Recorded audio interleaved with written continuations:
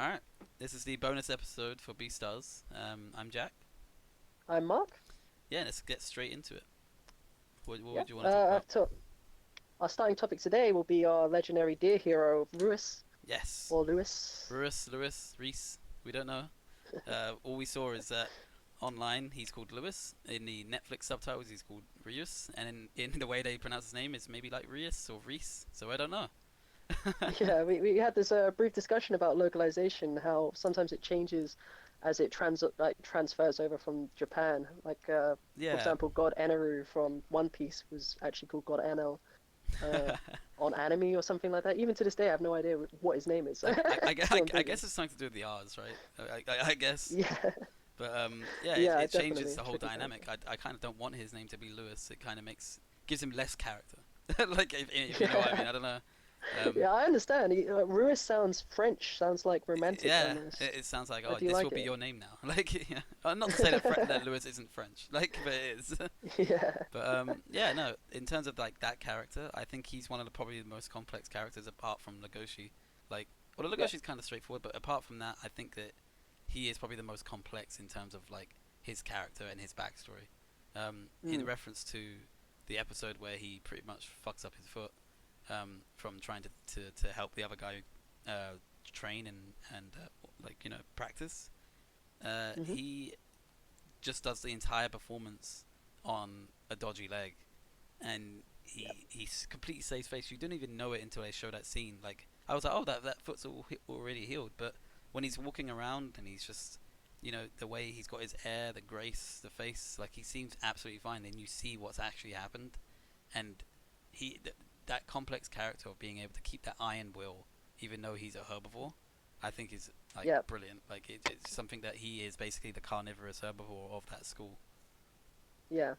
Yeah, He's definitely a character that puts on a face in the morning before he goes out. He yeah, hides his inner objectives and his goals. As you said, with his broken leg, he's got a lot of dedication and perseverance when it comes to his character role as an actor. hmm And he does have this like higher place in society as he's trying to like rival the predators in terms of like the social dynamic. yeah, Everyone kind of respects him and everyone looks out for him and they really like him, sort of thing. And I feel like yeah, like the amount of dedication and effort he goes into to maintain that sort of face, like that he yeah. puts on for display. Yeah, I feel like it does. It makes it massive, and I feel like it goes back to the point that I said before about how each one of these characters you can relate to. Like every single one of them, you can find some aspect to relate to. And what you said about waking up in the morning and putting on a face, I feel like we all do that in a certain degree. Like we all put on a face, and we all have our routine in the morning to make sure that we can get through the day.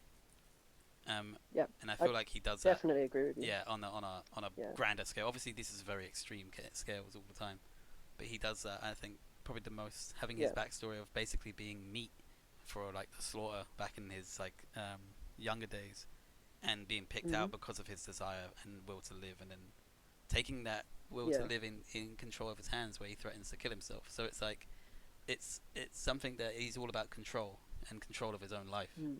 and I think that's really Yeah. interesting compared to carnivores. We, we had a slight small conversation earlier on, like previously, about the proving grounds that was his childhood and how Yeah, he was sort of like nominated, right? Like to represent his species by his quote unquote father, who's left slightly ambiguous. I don't think you really yeah. see him. You see him You like had a one very good shot. theory Yeah, about his induction, wasn't it?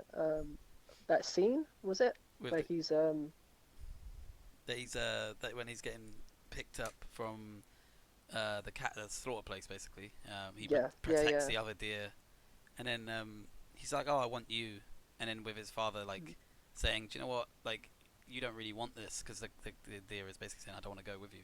He said, if you don't want to go with me, here's a knife, go towards the carnivores. And then you see that scene like where he holds the knife up to his throat. He's like, I'd rather die than give the carnivores the satisfaction of being me, and it just shows his innate hatred that he has towards carnivores. That's why he hates his species and this people. I think those things you just discussed there really plays into the key of the show, or at least like the moral or the encompassing topic of what they were trying to convey.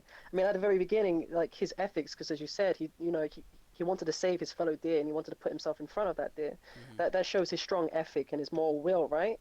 And later on, when he's faced by his natural disadvantage as a prey in a room full of predators, he chooses to take his own life and defies his own nature, right? Like Yeah, he tries to rage against that natural equilibrium that's set up for him, and I think that's fascinating. It's a really, as you said at the very beginning, he is incredibly complex, and I'm definitely starting to see it that just comes from the unfold. whole thing of control, I think. And I feel I've said to you before, I feel like this character is the Jamie Lannister of this show, you know. So I think Yeah, that's what it comes down to. He's got so many layers, and he's not just a person with black and white. It's not someone who's like, I'm prey, that's it. And also the yeah, popularity that he has is because of the way he controls himself and being like handsome, rich, and he's the only one that wears a jacket and blazer and all this stuff. Like yeah. he's got that air of superiority when he walks around to people, even though he's just I a deer. really, I really like that Jamie Lannister comparison. It Mm. honestly, because it just, as Jamie Lannister in Game of Thrones was displayed to be sort of a villain or an anti-hero at the beginning, and no one really liked him. As Yeah, the show develops, you tend to empathize with him, and you see his weaknesses and stuff. And I feel like the Jamie Lannister comparison is brilliant. It's a I good think analogy it there. moves on to like him. You don't really like him at the beginning, and then you kind of grow to like him as Juno gets introduced, because you realize that there's way more dickheads in this show than meets the eye, and even though you see him at the beginning where he's grabbing people by the mouth, and he's Mm, going up to carnivores, grabbing them by the tie and stuff like that. It's just again control and showing that he's in power, even though these guys could literally rip them with just two hands, like and definitely. rip This them this is apart. this is a character who follows up his words with actions, and you Yes, definitely definitely. see it like portrayed.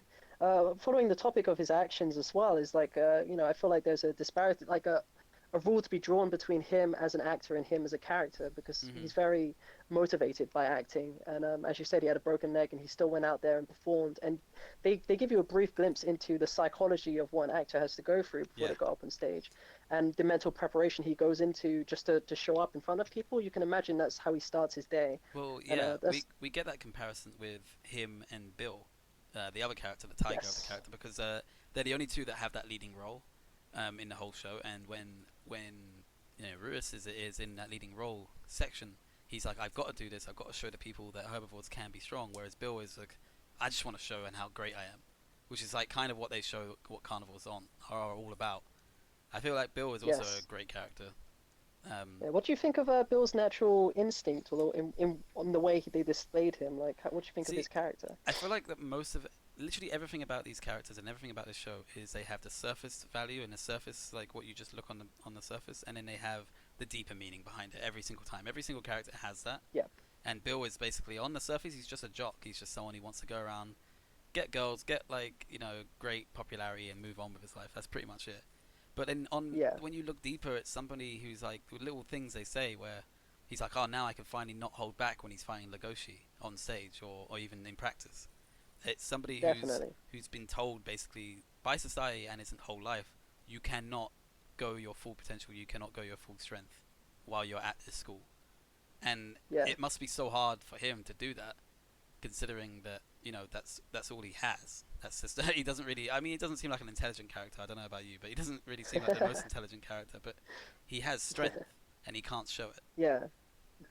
You know? He's definitely a character who's defined by his instincts and his inability to fully come into the power of his natural advantages, so to Yeah. speak.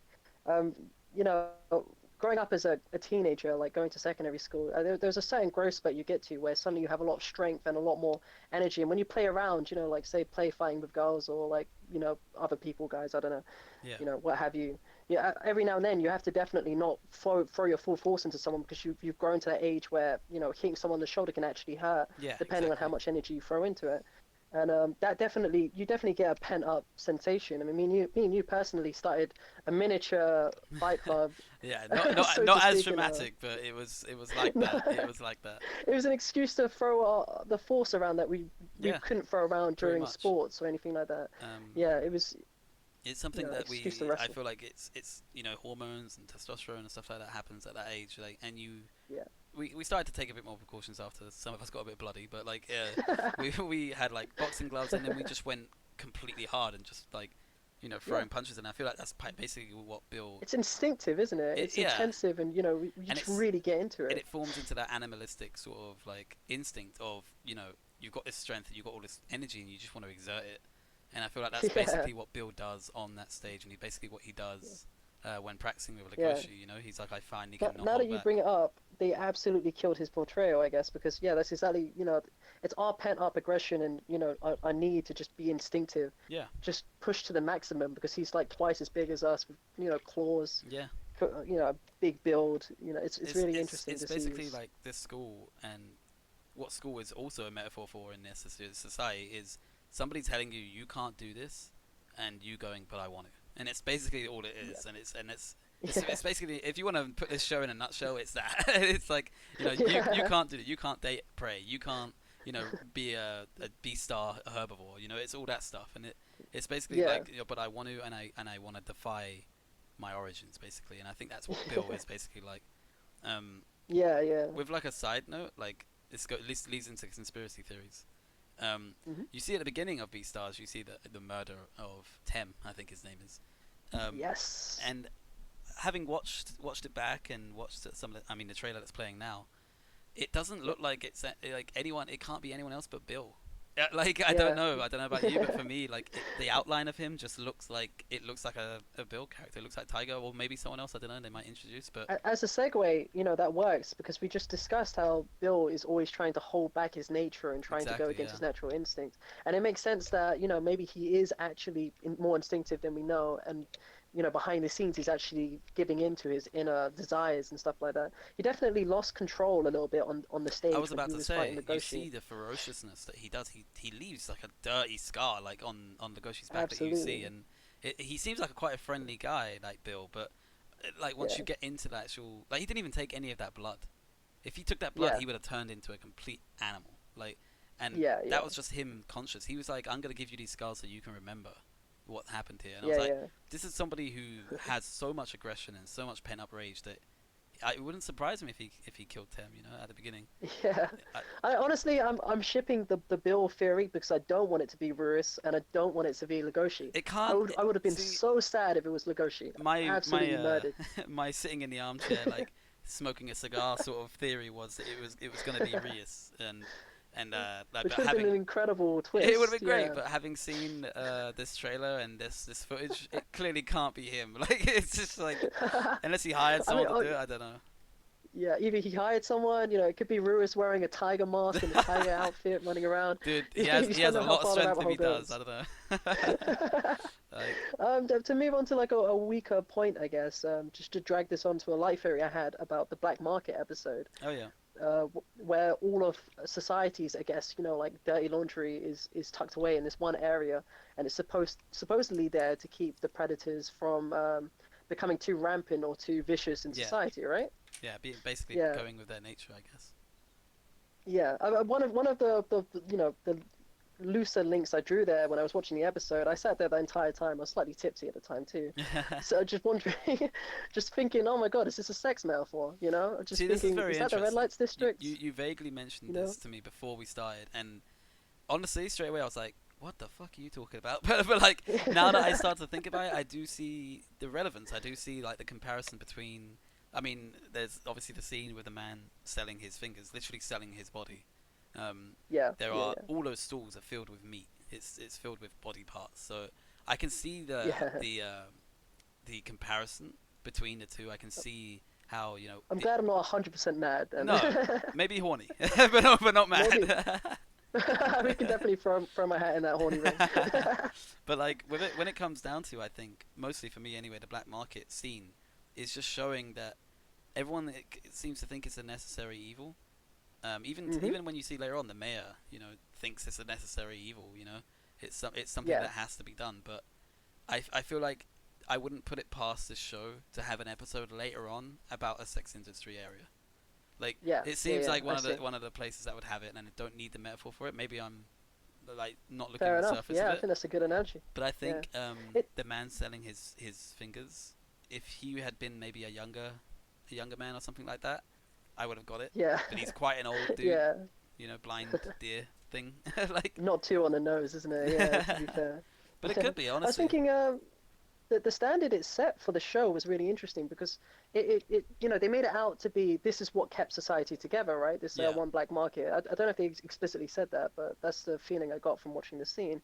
And one thing I thought about when I saw that scene was that catharsis is very instrumental to their society as it is to our own, and I Mm. thought that was really interesting, right? It is Like interesting. having an outlet and a place to just let go and vent, or give into your desires, so to speak, just a little bit can keep a society together. What do you think of that? I think it sometimes that stuff is a necessary evil. You know, when you like on a slightly lighter Hmm. note, like when you're playing like games or something, like just letting that little bit of Yeah. anger and rage out is something that helps you. But Hmm. this takes it, as I've said before, this takes it to the extreme every single time, where these are Yeah. actual animals who are their instinct is to eat meat, which we see with like Legoshi and stuff, where he fucking loses it when he even just smells like prey. Absolutely. So when it comes down to people just openly eating meat, it is very strange that scene because I mean I wouldn't say it hadn't been dark before because there was murder and stuff Hmm. like that, but it hasn't been that dark where you see someone literally selling people like his finger, you could Yeah. bite it off and eat it, like because he Our needs the money. equivalent for that scene, isn't it? It's like if you were a prey in that scene, you were seeing other humans, so to speak, on a chopping block Yeah, for I've a more superior being. I feel like this is kind of like more of an issue in like Asia, I guess, but I feel like what it's Mm. more a metaphor for is like the organ selling industry and what actually Yes, happens I think that's a good analogy. in Asia. Like it happens a lot, and it sounds like this guy is selling, literally his body parts because he wants to live. He wants to carry on. So it's kind of like an analogy for that, and it's something that I found quite disturbing when I first watched it. I was like, holy shit! Like when he showed the fingers with the price tags on it, I was like, what? Yeah, I didn't get it, and then I was yeah, like, yeah. oh fuck! Like As, he just wants him to eat him. Like that's crazy. yeah. As you said, it was a clear tonal shift of the series. Before it was kind of playful, but right then and there, that's when you understood that they weren't going to shy away from these Yeah, like controversial topics. that episode was like Harry Potter, Prisoner of Azkaban. It was like, oh, we're now Yes. shifting to darker stuff. Like like, Yeah, um, that's what I'm talking about, the Harry Potter references. So, Legoshi ends up getting saved by yeah, Gojin. Gohin, Not really sure how to pronounce it. Gauhin. Panda Hero Bamboo Warrior He's literally on with a the screen crossbow. as we spoke. But yeah, like Hey. it's good timing, Mark. But So our psychologist character, he's an he interesting is one. probably the strangest character out of all of them that I would say. Like apart from that chicken girl, like Yeah. who lays her eggs and sells them to the shop. Very weird. But like, Yeah, I mean, this classic timeless episode. but this guy is somebody who's just. I mean, they were very clever. They picked a carrot. Oh, they picked an animal who Yeah.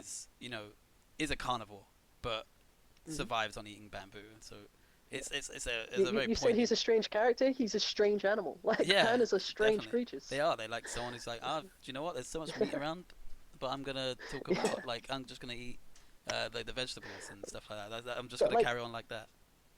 usually, for a fact like this, usually I'd be like, don't quote me on this, but I think you can quote me. I've read it in the newspaper once. There was a panda, I think it was like Lily or something in China, that was pregnant, was Oh gonna yeah. have panda babies, and it absorbed its own fetus. Oh wow. Like I had to look up what that meant. I was like, what does it mean to absorb your own fetus? The baby was like literally that panda was like, I don't want to have a baby. Absorb. That was it. And it Wow. wasn't even hungry. Like It wasn't even why hungry. did it absorb?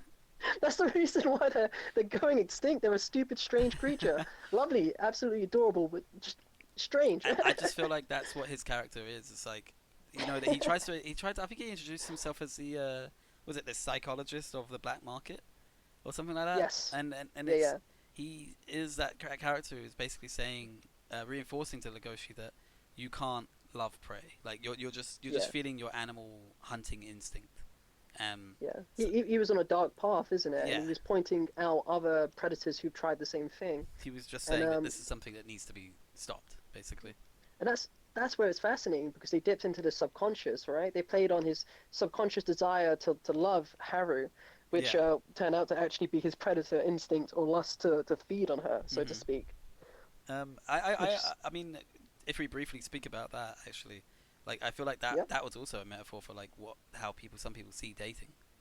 They see it as like the yes. thrill of the hunt. They see it like the chase, and they see that sort of thing. Like, and they see as they're Oh, I conquering. like this. Yeah, they see like they're Yeah. conquering a woman. Like, especially like, again, this is a Japanese program, so Hmm. it's more in that vein of we're gonna conquer this woman, we're gonna conquer this Yeah, I sort like of that concept. Like relationship. it's almost like you go into the date and then you consume her. You get to the maximum you could get, which is Yeah. banging, I guess. And then there's that famous analogy that the guy will leave or something like that. The Yeah. what's it, stereotype, isn't it? And So I once think he's that's a finished very with the interesting meal, comparison. basically he leaves. And I feel like That's it. that's basically what they're trying to show that carnivores are like. Um, Yeah, it moves on to that society, I guess. But yeah, like yeah, with Gohin doing the whole basically what we're doing now with the psychological analysis of characters and stuff. yeah. I feel like he I was someone he was like I guess a necessary character because when he storms the Yakuza base, very strange mhm, part. But like yeah. he is someone who's like the sensei of Legoshi, basically. Definitely, yeah. It's interesting to think he gave Legoshi enough faith, He sat there and told him that historically it hasn't worked out, and he's seen cases where it hasn't worked out, but he Yeah, still gave him the crude magazines of bunnies and said, if you want to try, go ahead. I'd yeah, like to yeah, see you succeed in this department.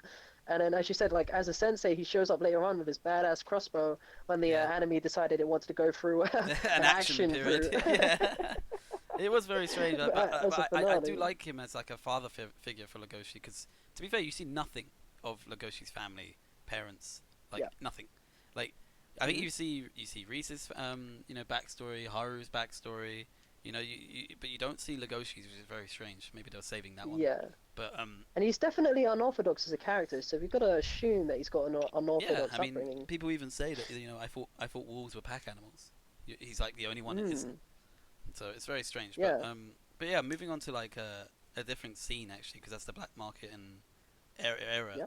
There is the scene with Haru and Legoshi going to basically like a sex hotel, I guess is the only way you can describe Yeah. it.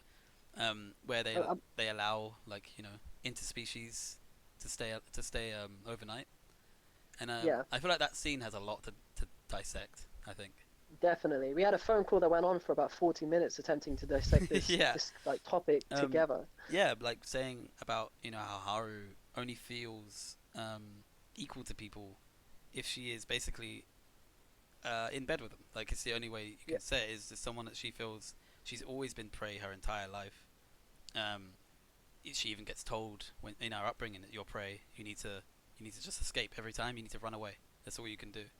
Um, Yeah. I remember saying to you that I feel like she was quite a simple character when I first saw her, Yeah, yeah. but as It was time it was goes on, she's a bit more that's difficult. I will say they masterfully built her up, isn't it? Because she was the picture of prey from the beginning, like Yeah, from at least the first half. You sat there, you saw the Harley Quinn rabbit show up. She gets tormented, bullied yeah, over and over again. She has a defiant nature, and you can see that in her. She sort of fights back and talks a big game, but oftentimes she loses in this society of a high school that they have, right? yeah, And it's yeah, like with Haru, as you said, the only time she gets her one up on someone is when she's having sex with someone, and yeah, so with that scene with the Goshi is even more impactful because that should be a moment where she's in that like transitioning moment of power, but hmm even then she can't relinquish. She's still a predator, and there's still that complexity yeah. between them. So like, for instance, with the her saying that the only time she feels in control or equal is when she's in bed with someone. It's also like I love the sort of symbolism of the fact that she is equal with them because she's in control. She's having sex with them. It's doing that whole aspect of it. But at the same time, she's also equal because she's the only time where she ever actually sees someone eye level, like lying down with Mm, them. Most of the time, they're bending down to talk to her, like I guess patronizing her is the best way yeah, of saying it. But this is the only time she actually feels like they're not, and it feeds into the scene where they're together in the room. They both pretty much know that they like each other, but she, even at the beginning, she says, "I've been to these kind of hotels before. This is the only time mm, I've ever felt this nervous." And yeah, the scene has so much to like dissect in terms of, when they're actually about to get down to it. I guess she like shoves her arm into his mouth, hmm and yeah. and she said, I don't know what happened. It like what came over me. I'm like, it just made basically my body was like, I'm prey. I need to be eaten by you. So Yeah. what do you think about that scene? Like what that has to offer? Like That's an incredibly complex moment that obviously me and you can definitely roll over we again and try. again as a tide. I'm interesting to hear your thoughts as well. Mm.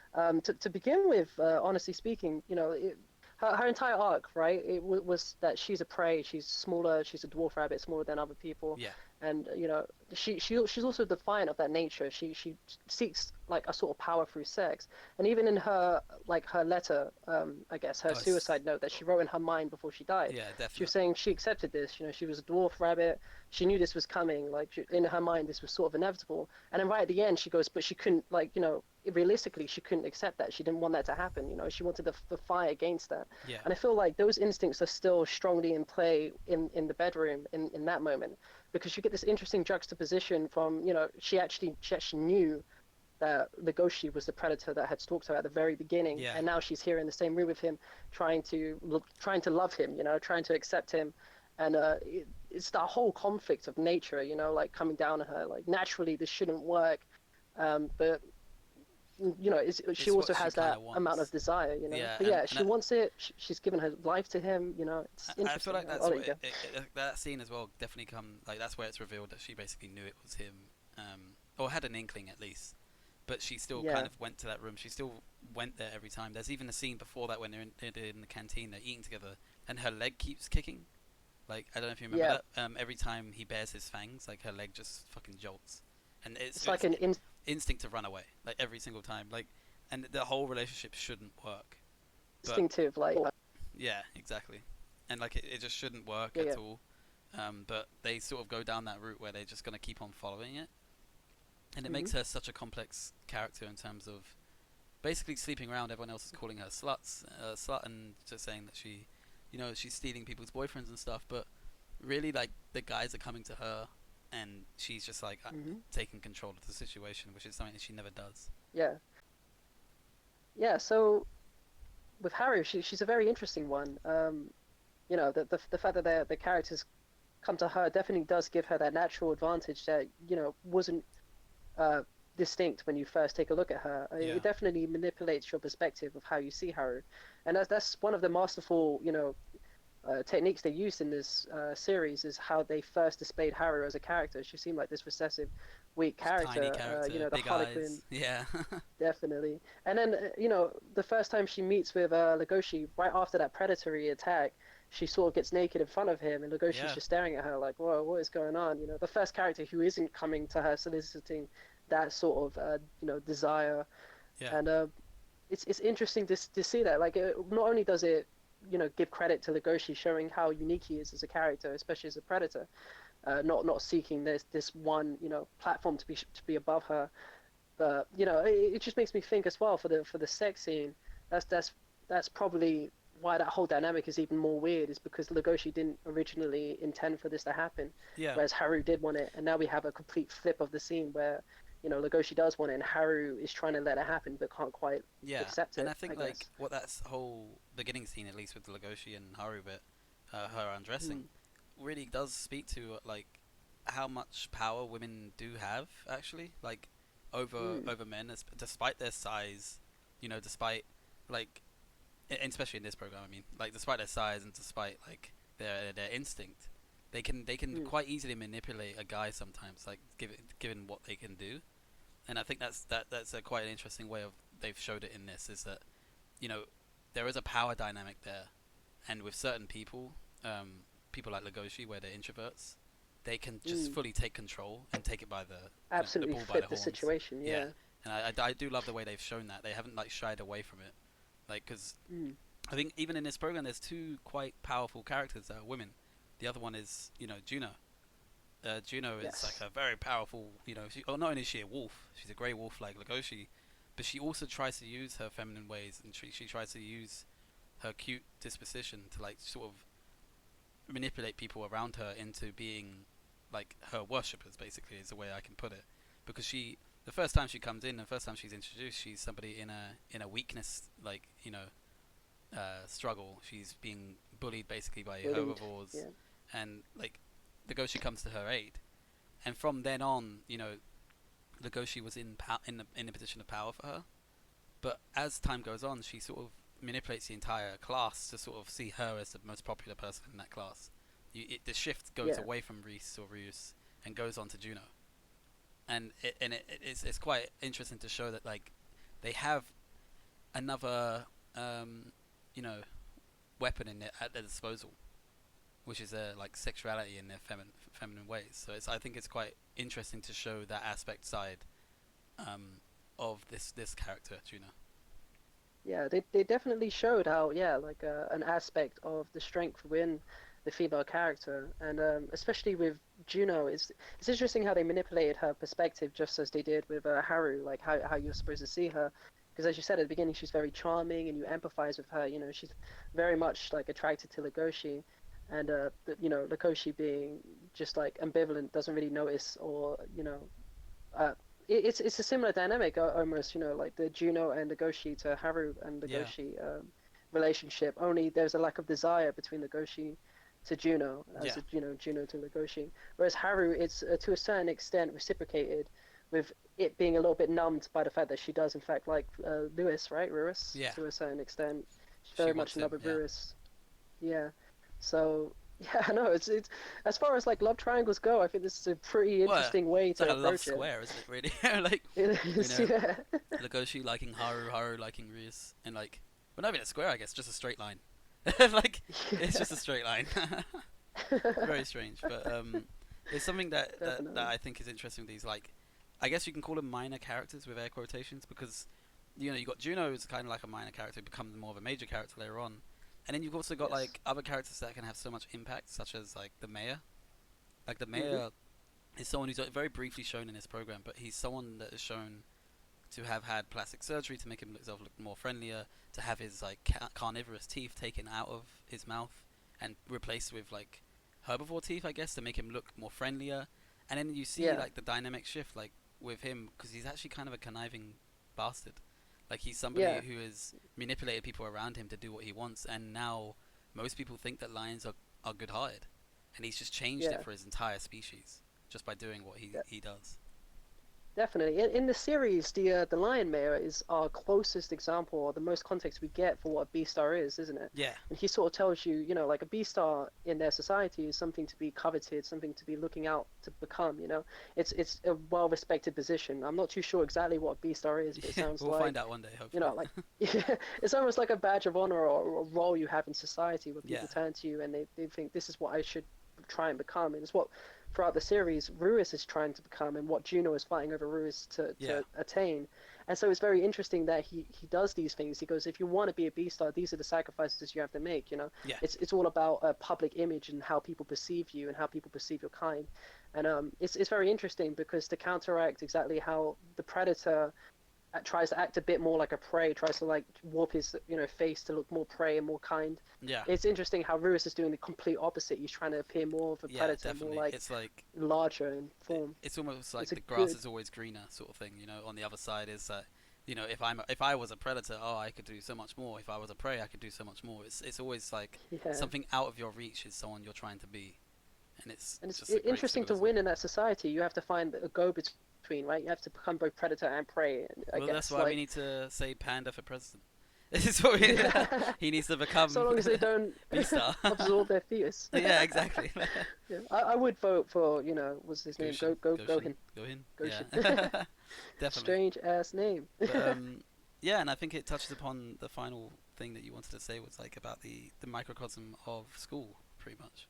Yes, a high school society always seems like a big overarching, like narrative, especially with B-Stars being, just as complex as it is. You've got Yeah, all of these dramas and, so many people so close to each other all the time, talking and mingling. It seems like that can be your entire world when really, it's a microcosm. yeah, We really got that between the black market scene and the high schools. When they left the high school, there was a much bigger world out there with, much more things going on, like yeah, definitely. it's less, way less dramatic out there. Especially in You said Japanese like you could society. relate to it, definitely. Yeah, like especially in Japanese society, high school is seen as like a very, very big deal. And it is over here as well. Like for instance, that was the majority of your life up until you get to a certain age. So it's quite a big deal in terms of the character building it has for you. And then when you come out of the school, like what do they do in this program? You see that they come out and the whole world is basically different. The whole world is a lot more crueler and a lot more harsh, and Mm, there's a lot less that they have control over. And I think that's what mm. makes the microcosm like seem so small sometimes when you think about it. yeah, it's like a incubator for developing characters and personality. Yeah, And it's interesting to think back for myself, what it was like to be in high school and like there are parts of me that absolutely loves it, but there's another part of me that realizes, how crazy it was, how much turmoil there was there. And once you get out, once you get older and you leave these places behind, you join wider society, you realize it was a very small thing you went through once upon a yeah, time, you definitely. know. And I feel like they've captured that. That's another thing they've captured great on this program. Is just how, Yeah, I mean, just how much impact it can have on you, but like at the same time, that there's it's such a complete difference to the actual society outside. Yeah. yeah. Um. Cannot wait for season two. Yeah. Season 2 should hopefully be coming to us like I think next year. Make it happen. It So turns out Juno was a duck all along. so when that actually comes out, we'll probably do a follow up episode to this once we've binge watched all of it. But yeah, Yeah, for now that was definitely. like our bonus episode. Um, Yep, and hopefully we'll be back with our normal podcast later on during the yep. week. Thanks. For those of you who've made it this far, thank you for sticking around, Yeah, and I hope you enjoyed the and analysis. then obviously like it. Thanks.